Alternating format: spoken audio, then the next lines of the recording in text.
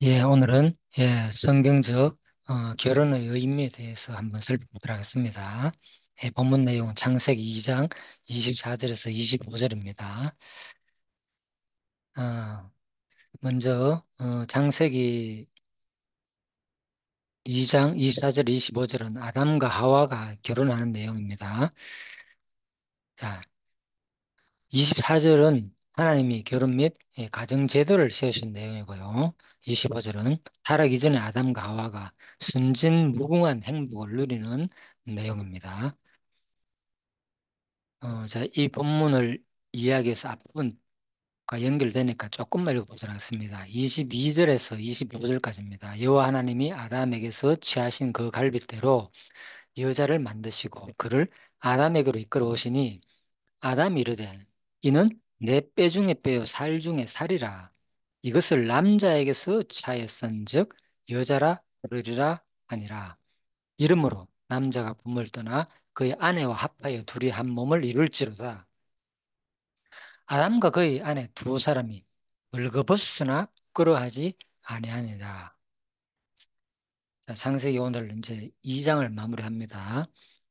창세기는 다음 시간에도 말씀드리겠지만은 1장에서 어떤 신학자는 1장에서 3장만 이해하도 성경 전체를 반을 거의 배우는 거다 마찬가지다 이렇게 얘기를 하는 사람이 있답니다. 그만큼 창세기 1장에서 3장 내용이 중요하기 때문에 아마 그런 내용을 말한 것고 또 창세기 1장에서 3장 내용이 성경 전체를 거의 다 포함하는 그런 내용으로 또 의미를 두기 때문이 아닌가 이런 생각을 해봅니다. 자, 24절, 가 25절, 후쿠마 주석과 옥스퍼드 원어 대전을 통하여서 제가 그대로 설명을 드리도록 하겠습니다. 24절, 이름으로 남자가 부모를 떠나 그의 아내와 아빠의 둘이 한 몸을 이룰지로다. 자, 여기서 떠난다는 말은 세 가지 이제 최초 결혼에 여기서 나타나는데 세 가지 원리를 설명하고 있거든요. 자, 먼저 떠난다는 것은 첫 번째, 어떤 원리가 있는가? 책임을 지닌 성숙한 존재로서 부모로부터 떠나는 독립성을 말한다. 그리고 두 번째, 그 안에 합하여 둘이 한 몸을 이룰지로다라고 되어 있잖아요. 여기서 어, 동등한 둘이 합하여 한 몸을 이룰지로다. 이 말은 동등한 두 인격체가 만나서 만나는 연합성을 의미하죠. 그리고 또 이것은 두 몸이 사랑으로 하나 되는 합일성을 의미한다. 그래서 독립성, 연합성, 합일성. 자, 이것이 이제 24절에 나타나는 세 가지, 최초의 결혼에 나타나는 세 가지 원리입니다. 자, 그래서 여기에 대해서 바로 에베소 5장 31절과 32절에는 바로 이것이 바로 이러한 이제 연합과 합일의 원리가 어떻게 설명하느냐 신약에서는 바로 장차 신랑되는 예수 그리스도와 신부되는 그의 교회와의 완전한 연합을 예표합니다. 자, 이것이 이제 결론이죠. 그래서 우리가 결혼 생활을 통해서 결국은 우리가 그리스도와 교회의 관계를 배우는 것이 진정한 의미이겠죠. 자, 그렇지만 오늘 내용은 그 교회와 그리스도의 관계만 배우는 게 아니라 실질적으로 두 부부의 이 본문 내용에서는 일차적으로 우리가 또 부부 결혼관에 대해서 분명히 나오기 때문에 우리가 두 가지를 동시에 항상 다 배워야 되는 그런 관점으로 보는 것이 아주 성경적이다 이렇게 볼 수 있겠습니다. 항상 말하지만 한 곳에 치우치면 안 됩니다. 성경이 말하는 근본, 일차적인 해석과 그리고 그리스도 중심으로 보는 예표적인 해석을 같이 봐야 된다는 겁니다. 자, 2장 24절 남자 부모를 떠나 그 아내 아파요. 둘이 한 몸을 이룰 줄에 대한 자 일단 최종 내용을 잠깐 살펴보도록 하겠습니다. 여기서 떠난다, 떠나다 이제 이 아자버는 남겨두다, 끊다, 짐을 부리다라는 뜻이 있습니다. 그래서 원래 속했던 집단과 관계를 청산하고 떠나가는 것을 가리킵니다.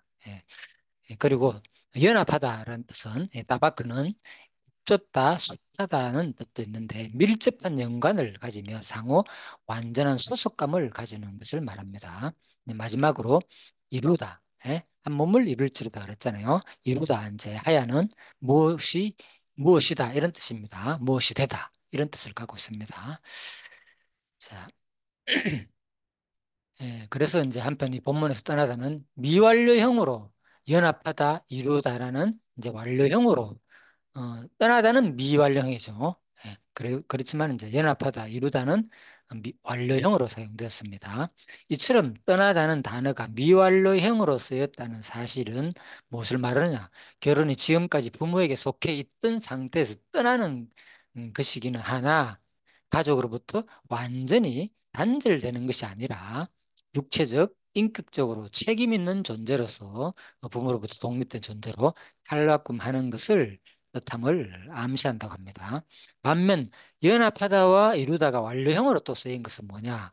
바로 이 결혼은 남녀가 단지 육체적, 형식적 연합이 아니라 상호 간에 쫓아 서로가 상대에게 속해서 하나가 되는 경지에 이르러야 함을 보여준다는 내용입니다. 이러한 원리에 의해 이루어지는 결혼은 어, 바로 결혼 그 자체로서도 고귀한 가치를 지닌다는 겁니다. 그러나 이는 동시에 그리스도의 보혈로 사신 바 되었으며 그리스도의 신부로 비유된 성도가 신랑으로 비유된 예수와 어떤 원리로 연합하여 일체가 되어야 하는지를 보여준다는 점에서도 실로 큰 의미를 지니죠. 그래서 여기도 두 가지를 동시에 설명해 놨죠. 바로 결혼 그 자체로서의 고유한 가치를 지니고 또 하나는 이제 서로가 상대에게 쫓아 서로가 상대에게 속해서 하나가 되는 경지에 이르야 함을 보여준다고 합니다. 그래서 이런 것들이 이, 이 바로 인간 육체적인 결혼의 의미로서 분명히 잘 설명하고 있죠. 그리고 또한 이것이 그리스도와 교회의 관계로도 또 설명을 하고 있는 것입니다. 자, 음, 그래서 에베소서 5장 31절에서 말씀드렸죠. 사람이 부모를 떠나 그의 아내와 합하여 그 둘이 한 육체가 될지나 이 말이 바로 이 비밀이 크도다 이렇게 말하고 있습니다. 그래서 바울이 말하기를 나는 바로 이 내용은 바로 그리스도와 교회에 대해서 말하는 겁니다. 그러나 너희도 각각 자기 아내 사랑하기를 자신같이 하고 아내도 자기 남편을 존경하라. 그래서 여기서 말하는 일차적인 이제 또 에베소서의 비밀은 뭔가 하면 이방인인 너희들이 그죠? 바로 그리스도로 말미암아 가지고 교회가 됐다는 거죠. 교회의 일원이 되었고 바로 예수님의 신부가 되었다는 거. 이 비밀을 말하고 있습니다. 일차적으로는. 그래서 너희는 바로 그리스도인 너희들은 비록 이방인이지만은 바로 이 비밀을 내가 알려줬기 때문에 너희들은 구원 얻을 것이고 그래서 너희들은 바로 자기 아내 사랑하기를 예, 자신같이 하고 또 아내도 자기 남편을 존경하라고 말하고 있습니다. 예.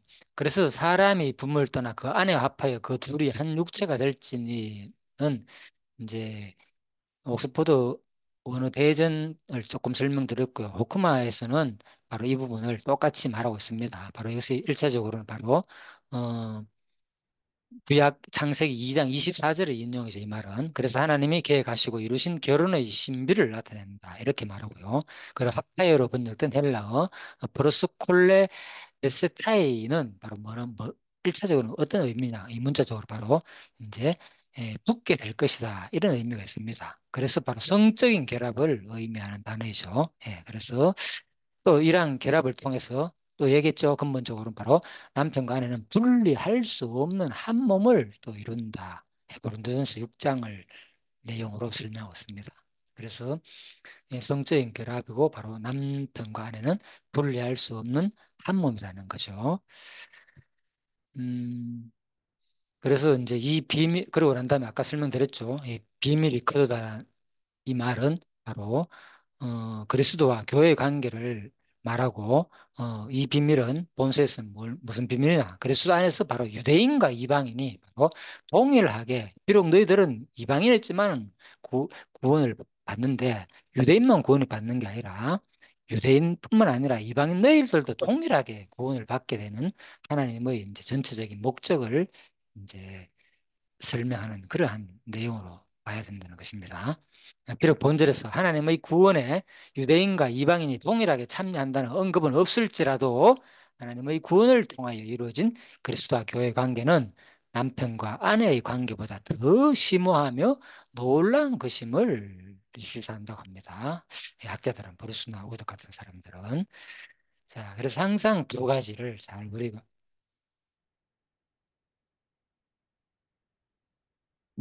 그래서 아무튼 두 가지를 우리가 동시에 항상 그리스도와의 교회 관계 그리고 남편과 아내의 관계를 우리가 동시에 같이 봐야 된다. 항상. 어, 그리고 이제 옥스퍼드 언어 대전에서는 이 부분을 또 어떻게 설명하는가 하면요. 한번 보도록 하겠습니다. 남편에 대한 아내의 복종은 영원히 피할 수 없는 하나님의 창조 질서라고 합니다. 자, 22절에서 24절을 이제 설명하는 내용인데, 자, 22절과 24절에서 사도 바울은 남편에 대한 아내의 순종을 권면하고 있습니다. 이것은 21절의 말씀을 받는 말씀입니다. 즉 사도 바울은 성도가 그리스도를 경외하는 마음으로 피차 복종할 것을 권면한 후에 가장 먼저 아내가 남편에게 복종할 것을 권면하고 있는 것입니다. 그런데 여기에서 주의할 것이 있습니다. 어, 앞부분이죠. 이제 에베소서에서 말하는 거. 그것은 사도 바울이 이 말씀을 할 때 상호 복종의 차원에서 말하고 있는 것은 아니라는 사실입니다. 또한 평등의 관계 있지만 아내가 미덕을 보이라는 차원에서 말하고 있는 것도 아니라는 사실입니다. 또 자기 의견을 필요하고 있는 것도 아니라는 사실입니다. 그는 그 어떤 것도 자기 뜻대로 말할 권리를 갖고 있는 사람이 아닙니다. 내가 너에게 전한 것은 주께 받은 것이니 그렇습니다. 여러분 바울이 전하는 것은 모두 그 개인의 의견이나 가르침이 아니라 모두 주께 받은 것입니다. 성경이 명징하게 가르치고 있는 바입니다. 그러면 성경이 이와 관련해서 무엇을 말하고 있습니까? 명백하게 두 가지를 말하고 있죠. 첫 번째, 성경은 아담이 하와를 위해 지음받은 것이 아니요. 하와가 아담을 위해 지음받았으므로 아내가 남편에게 순종해야 한다고 가르칩니다. 이것은 성경이 너무도 명백하게 증가하고 있는 바입니다. 고린도전서 11장 9절에서 말하고 있죠. 사랑하는 성도 여러분, 하와가 지음받은 목적과 이유가 무엇입니까? 성경은 분명히 아담과는 다르다고 증가합니다. 아담이 지음받은 것은 하나님이 지으신 만물을 일차적으로 알죠. 바로 다스리고 정복하고 관리하기 위해서 바로 아담은 지음받았습니다. 자, 창세 1장 26절에서 28절에 나오죠. 하나님께서 26절에 사람 만들고 그들로 바다의 물고기와 하늘의 새와 가축과 온 땅과 땅에 기는 모든 것을 다스리게 하자 하시고, 그래서 이것이 바로 지금 목적에 대한 설명입니다. 하나님이 자기 형상 곧 하나님 형상대로 사람을 창조하시되 남자 여자를 창조하시고 하나님이 그들에게 복을 주시며 하나님이 그들에게 이르시되 생육하고 번성하여 땅에 충만하라 땅을 정복하라 바다의 물고기와 하늘의 새와 땅에 움직이는 모든 생물을 다스리라 하시니라. 성경은 분명하게 말하고 있죠. 이것은 바로 창조 때 하는 하나님의 명령이죠. 그죠? 사람을 만들어 난 다음에 그들로 분명히 목적이 딱 있죠. 바다의 물고기와 하늘의 새와 가축과 온 땅과 땅에 기는 모든 것을 다스리게 하자. 이게 바로 창조 때 하나님께서 인간을 만든 이 목적에 대한 거죠. 자, 그래서 생략하고 번성해야 되죠. 그러려면은 땅이 충만하고 땅을 정복해야 되고 바다의 물고기와 하늘의 새와 땅에 움직이는 모든 생물을 다스리라 하시니라. 자, 여기서는 구체적으로 복종에 대한 내용이 동물 힘들잖아요. 이때 공룡도 있을 것이고 어떻게 다스립니까? 하나님이. 근데 이제 이 부분에 대해서도 보면 그죠? 모든 동물을 너희들한테 식물로 준다 그러면서 이제 노아 홍수 이후에 그죠? 하나님께서 말씀하셨죠. 이제는 너희들이 이 지구 환경이 많이 바뀌었잖아요. 노아 홍수 이후에. 그래서 식물로 줄 것이다. 너희들 이제 먹으라는 거죠. 이제 땅을 일구 개간하려고 하면 농사를 지으려고 하면 시간이 걸리잖아요. 그죠? 바로 아담과 하와가 1년 넘게 그죠? 있다가 바로 아니 노아와 그 방주에 탄 그 식구들이 그죠? 애들 식구들이 1년 넘게 있다가 나왔기 때문에 그 금방 이게 곡식을 먹을 수가 없잖아요. 그죠? 열매도 다 먹을 수도 없고. 그래서 하나님께서 바로 내리자마자 이제는 너희들이 뭐 동물을 이제 너희 식물로 준다. 이렇게 말씀하죠. 그리고 정결한 짐승을 그때 7쌍이나 줬잖아요. 그죠? 이제 부정한 짐승은 한 쌍밖에 안 줬지만은 자, 그래서 이제 아마 그또 물론 노아 방주를 태울 때, 그때도 얘기하겠지만 나중에 노아 방주를 태울 때 아마 작은 새끼들 중심으로 되었지 않나. 그죠? 이렇게 이제 생각을 하는 거죠. 예. 그래서 뭐 예를 갖추면 뭐 같은 경우에는 그죠? 거기 있으면 뭡니까? 계속 알을 낳잖아요. 그죠? 예, 그러면 알 낳기 때문에 그런 것들도 또 식물로 사용할 수 있고 음식으로 그죠? 여러 가지가 있겠죠. 자, 그래서 일단 나오면은 여러 가지 이제 노아 식구 8사람이 이제 먹기에 먹을 것이 좀 부족하기 때문에 하나님께서 아마 식물을 허락해 줬고, 그래서 노아 방주 때에 또 여러 가지 그런 것들, 이런 이제 알이나 거위라든지 뭐 타조라든지 그죠? 뭐 그런 짐승들 알을 낳을 거 아닙니까? 그죠? 예, 그런 것들도 식물로도 사용할 수도 있고, 또 그리고 어, 또 전기란 짐승도 또 식물로 사용할 수 있고 그래서 아마 허락하지 않았나 이렇게 이제 생각 우리가 유추를 해볼 수 있겠죠. 자, 뭐 제가 1장 요 이제 생육 번성하는 내용이 나와서 잠시 말씀드렸습니다. 자, 일단은 아담과 하와가 바로 지음받은 이유와 목적은 뭐라고요? 바로 아담은 바로 하와를 돕는 배필로 지음받았다고 성경은 증거하고 있습니다. 이게 잘못된 아담이 아니지 하와죠. 어, 그렇습니다. 여러분, 이렇게 지음받은 목적에서부터 아담과 하와는 분명히 다릅니다. 이것은 사람이고 사람이 고안해낸 것이 아닙니다. 하나님께서 친히 하신 일입니다. 그러므로 창조 질서를 위배하지 예, 위배하기 원치 않는다면 바로 아내는 반드시 남편에게 뭐 해야 된다고요? 복종해야 한다는 것입니다. 이것이 이제 창조 질서의 원리에서 그렇다는 겁니다. 그러면 무조건 복종으로 끝나는 건 아니죠. 그만큼 아내가 또 남편의 사랑을 받고 남편을 자기 몸처럼 사랑하니까 당연히 이 일함 서로의 관계가 유지된다면 그렇게 할 수밖에 없겠죠. 자, 그래서 일차적으로 우리가 이런 창조의 질서 원리를 우리가 알아야 된다는 거죠. 그리고 이제 두 번째 사단에게 꾀임을 받은 것은 바로 또 아담이 아니죠. 하와이기 때문이죠. 자, 이건 이제 디모데전서 2장 11절에 14절에서 설명하고 있습니다. 어, 그래서 어, 어떻게 인류가 타락해 왔나? 어떻게 인간이 범죄하게 되었나? 어떻게 죄가 세상에 들어오게 되었고 사망이 이 인간들 위에 왕노릇하게 되었습니까? 이 땅에 존재하는 모든 불행과 질병과 인격적인 뒤틀림 현상이 어디서부터 비롯되었습니까? 한마디로 말해서 하와가 뱀의 유혹을 받았기 때문입니다. 역사에는 가정이 없다고 하지만 어, 만일 하와가 그때 하나님의 창조 질서를 가정이 아니고 가정이죠. 가정이 없다고 하지만 만일 하와가 그때 하나님의 창조 질서를 따라 집에서 남편에게 조용히 배우는 자세를 취했다고 가정해 보십시오. 사단의 역사를 하여 그것을 깨뜨리려 할지라도 그것은 깨어지지 않습니다. 음, 지금도 사단은 여러모로 역사에 그것을 깨뜨리려 하고 있습니다. 오늘의 세태를 볼 때 이미 사단의 역사는 상당한 성공을 거둔 것처럼 보입니다. 그런 만큼 여성의 사회적 지위는 달라졌을지 모르지만 그와 함께 많은 가정이 깨지고 있습니다. 사랑하는 성도 여러분, 어떻게 해야 하겠습니까? 방법은 하나, 교회가 주를 섬기듯 아내가 남편을 섬기는 자세로 돌아가는 것입니다. 여자에게 이르시되 창세기 3장 16절에 나오죠. 내가 네게 잉태하는 고통을 크게 다하리니 내가 수고하고 자식을 낳을 것이며 너는 남편을 삼하고 남편은 너를 다스릴 것이니라 하시고 자 성경에 분명히 말하고 있죠. 예.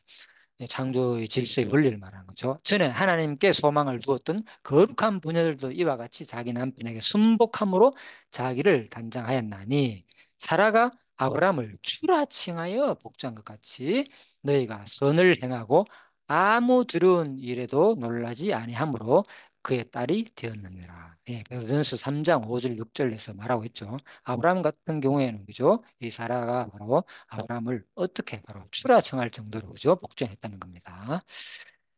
자, 뱀이 유혹할 때 조용히 아담에 가서 듣는 아내의 도리를 다했다고 생각해 보십시오. 여러분, 이러한 인류의 불행이 찾아왔겠습니까? 죽음이며 질병이며 죄며 인격적 뒤틀림 등의 현상이 왔겠느냐는 말씀입니다. 그렇습니다, 여러분.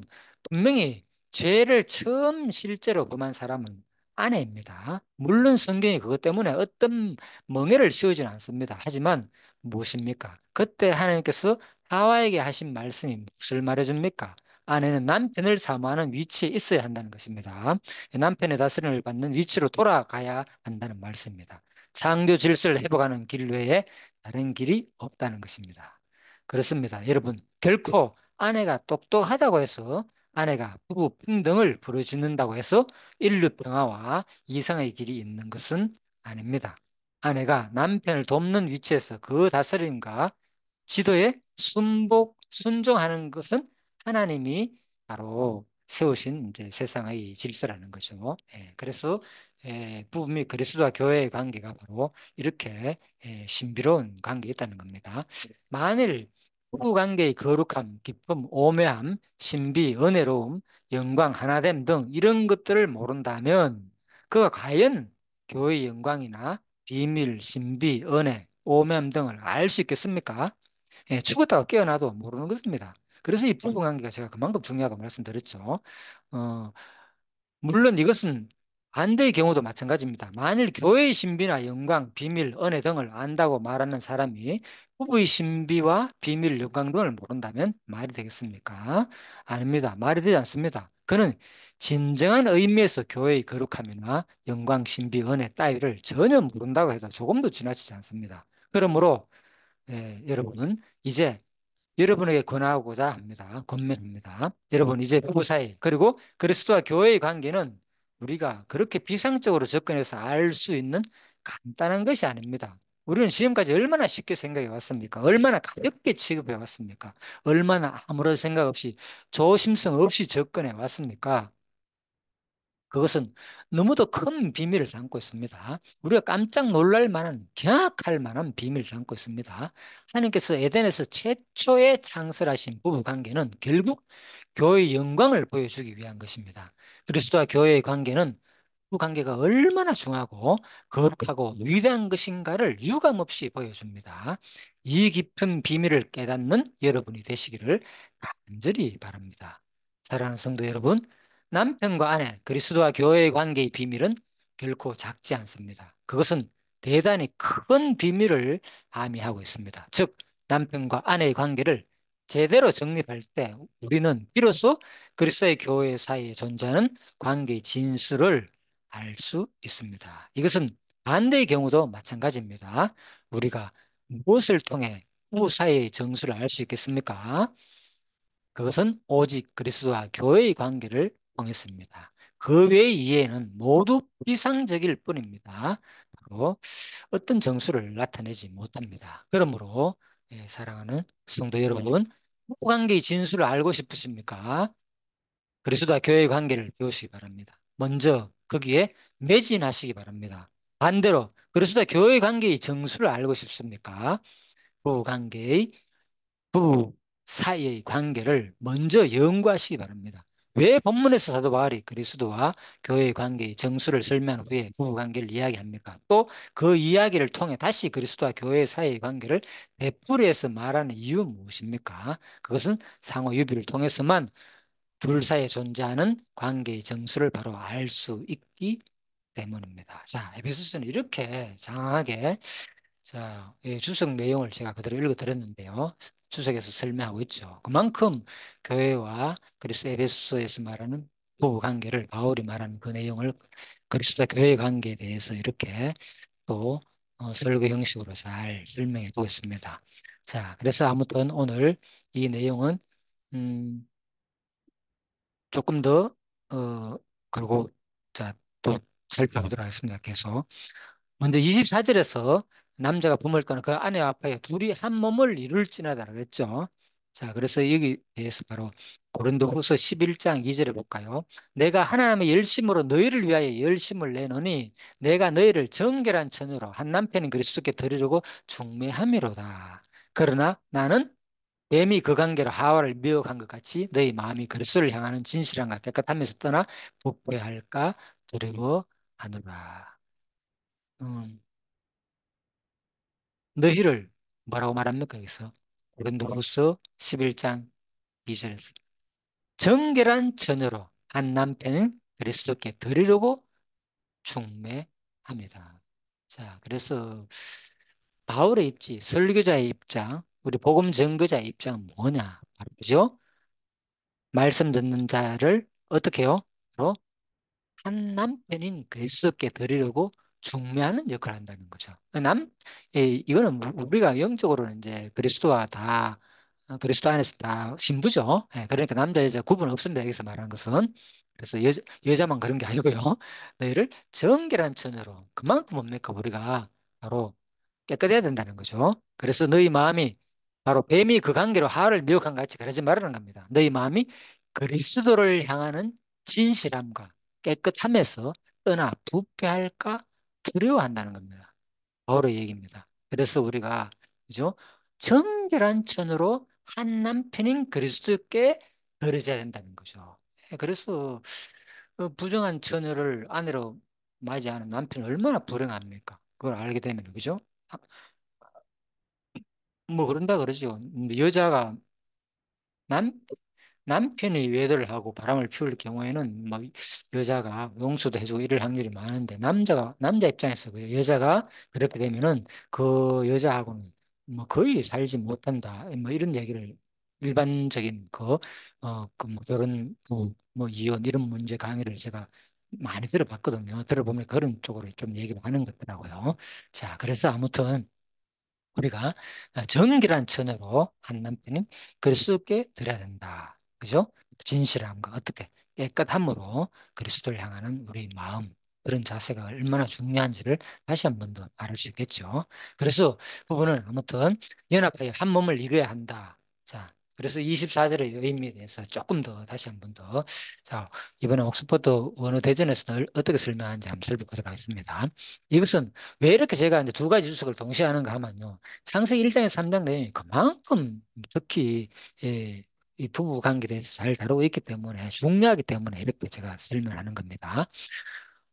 24절에서 하나님께서는 남자에게 그 아내와 연합하여 둘이 한 몸을 이루라고 말씀하고 있습니다. 이것은 남녀의 결혼의 목적이 한 몸을 이루는 데 있음을 시사해 줍니다. 그렇습니다. 결혼은 두 영체체가 하나를 이루는 신비로운 합일입니다. 따라서 두 남녀는 결혼을 통해 몸과 마음이 하나 되기에 힘써야 합니다. 예, 그렇죠. 예, 그래서 우리가 이 두 가지가 같이 돼야 되는데, 그죠? 무조건 이건 뭐 어떤 몸만 하나 되기를 바라는 결혼은 깨어집니다. 그죠? 그리고 몸과 마음이 하나 되지 않고 마음만 있으면 되지. 이게 그런 누가 이런 얘기를 하더라고요. 그러니까 뭐 몸이 멀어지면 뭐라고요?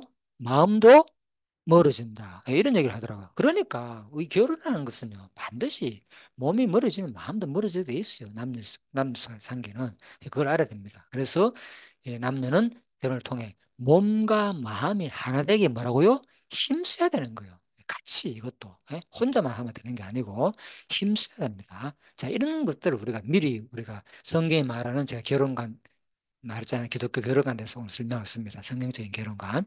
그래서 오늘 24절과 창세기 2장 24절, 25절 통해서 진짜 또 젊은 결혼하기 전에 사람들이 참 이런 내용을 제대로 알고 또 결혼을 했더라도 다시 한 번 더 이제 처음으로 다시 성경이 말하는 것을 제대로 알면 되잖아요. 지금부터라도 그런 삶을 살면 되니까. 사실 하나님께서 하와를 아담과 같이 흙으로 만들지 않고 굳이 아담의 갈빗대로 만드신 것은 남자와 여자가 다시 합하여 한 몸을 이루도록 하기 위함입니다. 야, 참 의미가 있죠. 특별히 여기서 갈빗대에 해당되는 원어에는 한쪽 또는 한편이라는 의미가 바로 내재되어 있는데 이는 남녀가 한 몸을 이루기까지는 남자나 여자가 다 같이 한 편 또는 한쪽 인간밖에 되지 못한다는 것을 지시해 준다는 겁니다. 그래서 갈빗대로 떨어졌을 때는 뭐라고요?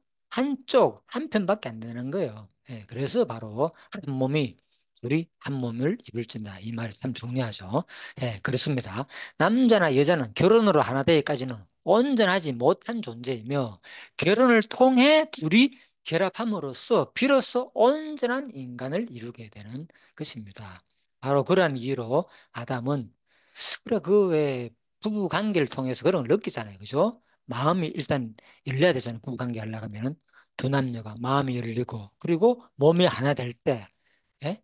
그 진짜 온전히 우리가 하나가 됐다는 그런 느낌을 받잖아요. 진짜 참 신기하죠. 바로 그런 이유로 아담은 하나님께서 자신의 갈빗대로 지은 하와를 자기에게 이끌어 오자마자 내 뼈 중에 뼈요 살 중에 살이라고 외치며 기뻐하고 그늘을 취하여 아내를 삼음으로써 한 몸을 이루었던 것입니다. 이와 같이 부부는 결혼이라는 의식을 통해 신비로운 합의를 이루어야 합니다. 자, 참 신비입니다, 이거는. 물론 이러한 합의를 이루기 위해서는 부부 상호 간에 뭐가 있어야 된다? 첫 번째, 이해. 두 번째, 신뢰가 있어야 됩니다. 세 번째, 인정을 해야 됩니다. 네 번째, 헌신이 필요합니다. 자, 이 단어 설명 안 해도 알겠죠? 하나 단어 의미가. 이해, 신뢰, 인정, 헌신. 예? 모든 몸과 마음을 바치는 게 헌신이잖아요. 그죠? 어떠한 상황 속에도 다 이해해 주는 거. 상대방 입장에서. 그죠? 이해라는 뭡니까? 예? 상대방 편에서 생각해 보는 거 아닙니까? 그죠? 예. 그래서 항상 중요한 것이 어떤 부부 관계에서 문제는 왜 발생하냐? 내 편에서만 상대를 바라보기 때문에 이해가 안 되는 거예요. 그래서 싸움이 일어나잖아요. 그죠? 근데 상대방의 입장에서, 그죠? 딱 보면은, 아, 어, 이 생각이 달라지고 말이 달라진다는 거죠. 그리고 신뢰. 믿어야 됩니다. 부부관계는. 그만큼 남편이 아내를 사랑한다는가, 또 아내가 남편을 복종하는 그 관계에 있다면 당연히 신뢰가 생기겠죠. 그리고 또 인정해야 됩니다. 남자는 뭡니까? 여자가 인정해줄 때 목숨까지 바친다 그러잖아요. 그죠? 이런 겁니다. 그래서 예? 우리 몸이 뭡니까? 자기 자신보다 무엇보다도 진짜 이 몸이라는 것은 그죠? 예, 머리는 자기 몸을 사랑하잖아요. 그죠? 왜? 이 몸이 이 자기 자신을 믿잖아요. 몸은. 이 지체를 볼 때, 지체 원리입니다. 인정은. 바로 이 손가락이나 발가락이 이것은 뭡니까? 눈 감고도 하잖아. 눈 감고도, 내가 지금 뭐, 눈 감고도 다치도 눈 감고도 뭐, 무슨 일을 하잖아. 우리가. 왜? 믿기 때문에. 예? 내 머리가 내 몸을 믿기 때문에. 또 내 몸도, 비록 당신이 눈을 감았지만, 이, 뭡니까? 비록 내 손가락이 이걸 다 명령을 통해서 지금 이 기능을 통해서 내가 왼쪽을 옮기고 오른쪽 옮기고 이걸 몸을 믿기 때문에 머리한테 맡기지. 그죠? 이 손과 발과 다리가. 예? 믿지 못한다면 어떻게 맡기겠습니까? 진짜 우리의 이 몸은 그죠? 그리스도와 교회 관계, 이 몸은 바로 부부 관계의 원리를 너무나도 잘 설명해 줄 거 있죠. 그리고 마지막 헌신입니다. 몸과 마음을 바치는 것. 그래서 바로 합의를 이루기 위해서는 뭐가 필요하다고요? 부부 상호 간의 첫 번째 이해, 두 번째 신뢰, 세 번째 인정, 네 번째 헌신이 필요한 것입니다. 따라서 이 부부는 상대방에 대해 자신을 주장하기보다는 자신을 양보해야 된다는 겁니다. 서로 믿고, 믿음, 신뢰죠.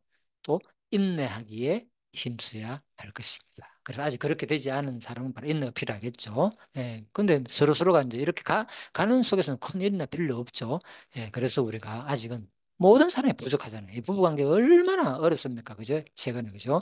예, 최근에 뿐만 아니라 예전부터 그렇겠지만은, 그래서 그런 이러한, 어, 양보와 서로 신뢰하고 인정하고 헌신하는 믿음의 인내가 필요하기에 이러한 것에 우리가 힘써야 된다는 겁니다. 한편 둘이 한 몸을 이룰지라는 말에는 부부간의 성적 관계를 내포함과 동시에 결혼한 부부는 다시는 결코 둘로 나눌 수 없다는 의미도 내포하고 있다는 겁니다. 따라서 부부는 상대에 대한 성적인 의무에도 충실해야 할 뿐 아니라 음행과 같은 죄악을 범한 경우를 제외한 그 어떤 경우에도 상대를 버리는 일이 있어서는 안 된다는 것입니다. 성경이 분명히 말하고 있기 때문에 이렇게 말하는 겁니다. 자, 이러한 적 이제 둘이 아니요 한 몸인 그러므로 하나님이 짝지어 진 것을 사람이 나누지 못할지니라. 마태복음 19장 6절에서도 말하고 있죠. 에베소서도 말하고 있고. 자, 그래서 고린도전서 7장 2절에서 5절 한번 볼까요? 음행을 피하기 위해서 남자마다 자기 아내를 두고 여자마다 자기 남편을 두라. 예, 그래서 이게 필요한 겁니다. 음행을 피하기 위해서. 그래서 지금 남, 아내가, 남편이나 아내가, 그죠? 하나님의 말, 말씀에 그 사로잡혀가지고 내가 죽기 전에 거기에 충실하고 아직 뭐 하면은 그 운명을 피하기 위해서는 반드시 뭐 해야 된다? 남자나 여자가 바로 어, 아내를 두고 남편을 두라는 겁니다. 남편은 또 그렇게 이제 결혼했을 경우에는 남편은 뭐 한다? 그 아내에 대한 의무를 다하고 아내도 그 남편에게 그렇게 할지라. 자, 여기서 말하는 의무가 뭡니까? 일차적으로, 그죠?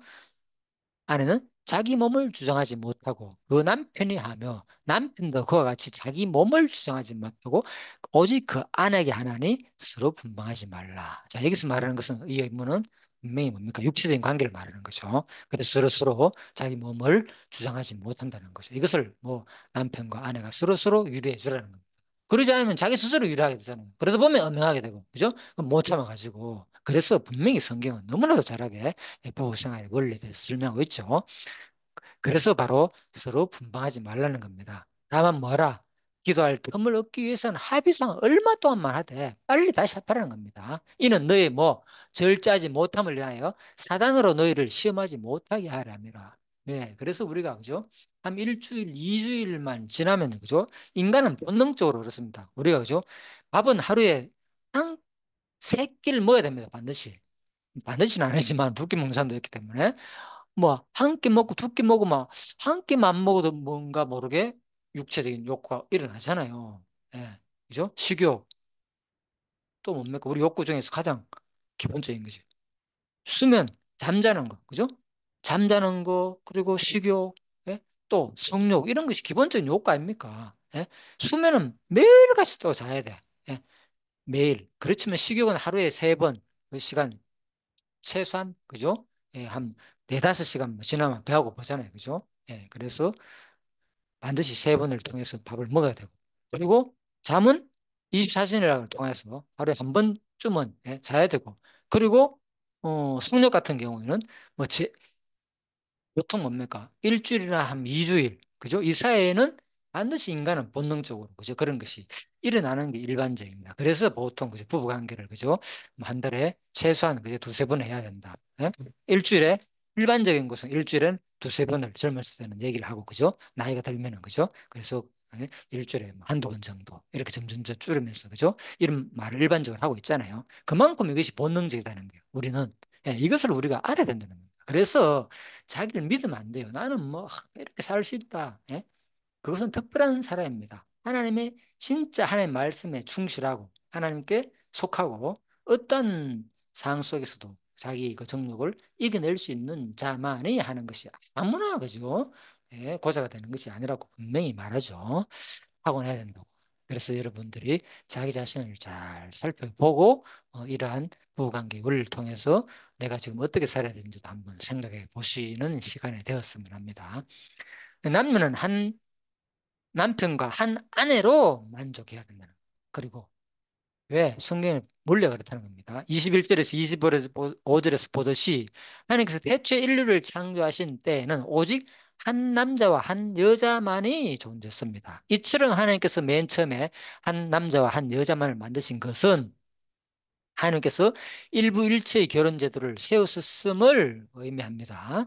그렇습니다. 하나님께서는 세우신 결혼 제도가 바로 일부일처 제도인 겁니다. 하나님은 아담의 갈빗대를 하나가 아니라 두 개 취해가지고 어, 많은 여자를 만들 수도 있을 것입니다. 아니면 다른 방법으로라도 능히 여자를 만들 수 있을 것입니다. 그러나 하나님께서는 굳이 아담의 갈빗대를 하나만 취하여 오직 한 여자만을 창조하여 일부일체의 결혼 제도를 세우신 것입니다. 그래서 돕는 배필의 의미가 그 당시에 했잖아요. 특히 이름을 짓는데 아담이 얼마나 하나님 보시기에 답답했겠습니까? 힘들어하는 모습을 봤잖아요. 아, 혼자 안 되겠구나. 다스리는 모두 통치하고 관리하는 입장에서. 그래서 하와를 만들어줬다 그랬잖아요. 일차적인 의미가. 예. 그래서 그때 뭡니까? 뭐 갈립대나 다른 흙으로 통해 가지고 수많은 여자들을 한 대여섯 명을 그죠 만들어 줄 수도 있잖아요. 여자를. 그런데 하나님께서는 그렇게 안 했다는 것이죠. 자, 그 얘기입니다. 따라서 비록 오늘날 세상에는 많은 남자와 여자가 있지만 남녀는 오직 한 남편과 한 아내로만 만족해야 합니다. 그것이 바로 하나님의 창조 원리와 질서에 순종하는 것입니다. 물론 성경에 나오는 믿음의 인물들 가운데서는 하나 이상의 아내를 둔 사람도 있습니다. 그리고 성경에는 하나님께서 그러한 사람들을 직접 징계하셨다는 기록은 없습니다. 아, 놀랍죠? 하나님의 사랑입니다, 이것도. 이것은 하나님께서 일부 다처를 허용하신 것처럼 보입니다. 그러나 그렇지는 않습니다. 하나님께서 다만 인간의 죄성을 아시고 일부 다처를 적극적으로 제지하지 않고 묵허하였을 뿐입니다. 그래서 그냥 허락해 준 거죠. 내버려 둔 거, 무게했다는 겁니다. 쉬운 말로. 뭐 법적으로 허용했다 이런 의미보다는 묵허가 더 맞는 내용이겠죠. 보통 일반적으로 뭐 허용했다 이렇게 말을 표현하는데 조금 더 여기는 구체적으로 설명하고 있네요. 하나님께서 일부 다처를 허용하지 않았음은 대부분의 일부 다처 가정이 그로 인해 분란을 겪은 사실로 확인할 수 있습니다. 자, 여기 설명 없는데 잠깐 내가 아는 대로만 생각해 보자면 뭡니까? 아브람 아브람이 가정에서만 봐도 그렇잖아요. 그죠? 하가를 통해서, 그죠? 이스마엘 낳아가지고 얼마나 힘들었습니까? 사라가 그 가정이 얼마나 힘들었습니까? 당신 때문에 내가 죽을 정이다. 얼마나. 그러니까 막, 당신 책임져라. 그러니까 쫓아내는 일까지 있었잖아요. 그죠? 물론 다시 돌아왔지만은. 그래서 그만큼 가정이 불러냈고, 야곱도 마찬가지잖아요. 그죠? 막 완전 그 안에 4명 두는 바람에, 그죠? 막 경쟁을 하면서까지, 그죠? 그래서 결국은 야곱의 12아들의 민족 그 후손들끼리 싸우고 전쟁하고 동족 간의 살인이 일어나고 얼마나 그죠? 그런 일들이 많이 일어납니까? 다윗은 어떻습니까? 다윗도 수많은 아내를 둬가지고 그죠? 그 결과로 다윗의 그 아들들에게 다윗이 얼마나 고난을 받습니까? 서로 죽이고 형제 간에 그죠? 죽이고 이복 동생 아직 서로가 그죠? 죽이고 살리고 누이를 그죠? 막 범하고 그죠? 그러니까 얼마나 막 이런 일을 통해서 가정이 다윗이 힘들었습니까? 그래서 참 성경을 볼 때 우리가 이런 것도 배워야 되겠죠. 분명히 하나님께서는 허락해 줬지만, 그죠? 내버려 뒀지만은 그만큼 그런 것도 우리가 정신적으로나 육체적으로 겪는 고난을 감당해야 된다는 거. 이게 자, 아마 이런 설명을 하고 있는 것입니다. 자, 그래서 남편 된 여러분, 여러분의 한 아내를 사랑하며 즐거워하고 만족하십시오. 또한 아내 된 여러분, 여러분의 한 남편을 기쁨으로 섬기며 순종하십시오. 잠언 5장 15절 한번 볼까요? 너는 15절부터 자 19절인데 제가 한번 읽어보도록 하겠습니다. 너는 내 우물에서 물을 마시며 내 샘에서 흐르는 물을 마시라. 어찌하여 네 샘물을 집 밖으로 넘치게 하며 네 도랑물을 거리로 흘러가게 하겠느냐? 그 물이 네게만 있게 하고 타인과 더불어 그것을 나누지 말라. 요즘 이거 얘기하고 있잖아요. 여기서 말하는 셈을 알죠? 무슨 셈인지. 여자의 그 셈을 말합니다. 내 셈으로 복되게 하라. 네가 젊어서 취한 아내를 즐거워하라. 그는 사랑스러운 암사슴 같고. 이거 나오잖아요. 네 셈으로 복되게 하라. 네가 젊어서 취한 아내를 비유적으로 말하고 있죠. 그는 사랑스러운 암사슴 같고 아름다운 암노루 같으니 너는 그의 품을 항상 족하게 여기며 그의 사랑을 항상 연모하라. 그래서 요즘 세태는 보면 심지어는 뭐 아내를 뭐 하더라? 서화평가합니까? 뭐 아내를 뭐 바꿔가면서 뭐 그죠?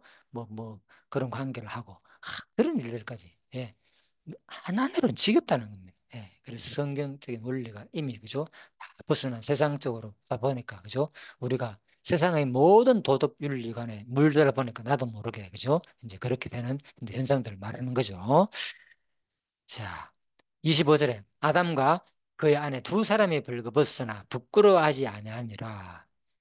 자, 그래서 오늘 그 내용이 너무 길기 때문에 오늘은 자, 제가 24절과 25절, 아니 2장 24절, 25절 두 가지를 다 설명하고 마치려고 그랬는데 하다 보니까 그 조금 더 제가 읽지만 안 하고 원에 대한 그 설교 내용들과 주석 내용들을 조금 설명하다 보니까 조금 시간이 너무 많이 길어져 가지고 자, 25절 부분은 다음 시간에 자, 두 번째로 2탄으로 계속 다루도록 하겠습니다. 오늘은 일단 24절만 얘기하고요. 그래서 마치도록 하겠습니다. 자, 그러므로 이러므로 남자가 부모를 떠나 그 아내 앞하여 둘이 한 몸을 이룰지니라. 자, 그래서 오늘 이제 아담과 그 하와 바로 최초의 결혼이죠. 가정 제도를 세우시는 하나님의 원리에 대해서 잠시 설명해 보았습니다. 가정제도의 원리에 대해서. 자, 기도하고 마치도록 하겠습니다.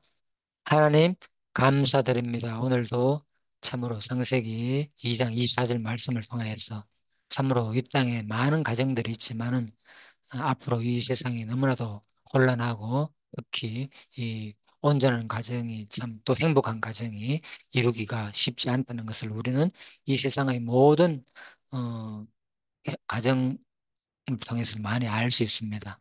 예, 그래서 또 세상에 또 우리들의 가정도 기독교 안에 그리스도인들의 가정마저도 많은 사람들이 어려움을 또 겪고 있는 가정이 또 있는 줄 압니다. 하나님께서 사랑과 긍휼을 통해서 오늘 이 말씀을 통해서 다시 한 번 더 위로와 또 지혜와 지식을 주셔서 성경에 말하는 올바른 가정 제도가 무엇인지를 깨닫고 또 앞으로 내가 어떤 마음으로 또 이 가정 제도를 통해서 근본적으로는 여기에 인간적인 사랑에만 만족하는 것이 아니라 또 그리스도와 교회의 관계, 내 이 육신의 몸을 통해서 바로 그리스도의 교회의 관계, 머리와 지체된 교회의 관계를 또 배울 수 있는 그러한 1차적으로는 내 몸, 2차적으로는 이 부부의 한 몸, 또, 세 번째는 바로 그리스도와 교회의 관계를 동시에 배울 수 있는 그러한 지혜를 오늘 다시 한 번 더 허락하여 주시고 또 깨달을 수 있는 그 믿음 주시기를 더욱더 감사드리고 소원하며 모든 것을 예수님 이름으로 기도드립니다. 아멘. 예, 수고하셨습니다.